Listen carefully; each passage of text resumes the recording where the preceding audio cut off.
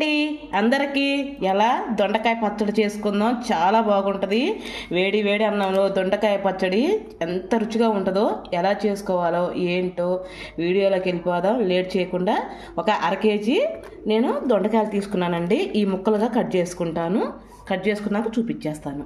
పెట్టుకున్నా కదా పచ్చిమిరపకాయలు కూడా అయిగోండి, ఒక 20 కాయలు దాకా వేసేసాను. ఇంకా శుభ్రంగా స్టవ్ కడికి వెళ్దాము. పెట్టుకొని పచ్చిమిరపకాయలు దొండకాయ ముక్కలు వేసేసుకుందాం. చేసుకుందాం.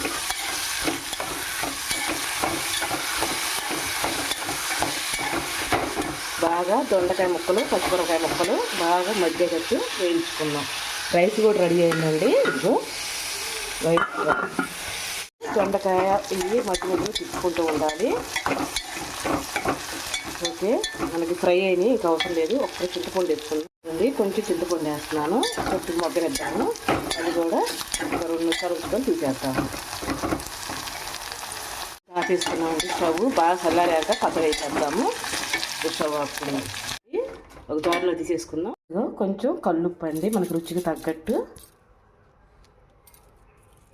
2 చిన్నులపాయ రెబ్బలు మెత్తగా పేస్ట్ చేసుకుందాం.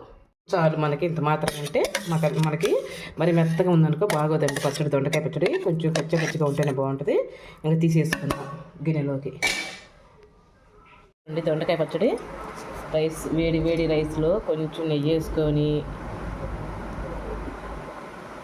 చాలు నెయ్యి కూడా మనం అన్నం కలుపుకొని తినేద్దాం. ఓకేనండి, ఈ వీడియో నచ్చితే ఒక లైక్ చేసి ఒక కామెంట్ చేయరా. రేపు మంచి వీడియోతో మీ ముందరకు వచ్చేస్తాం. అందరికి బాయ్ అండి.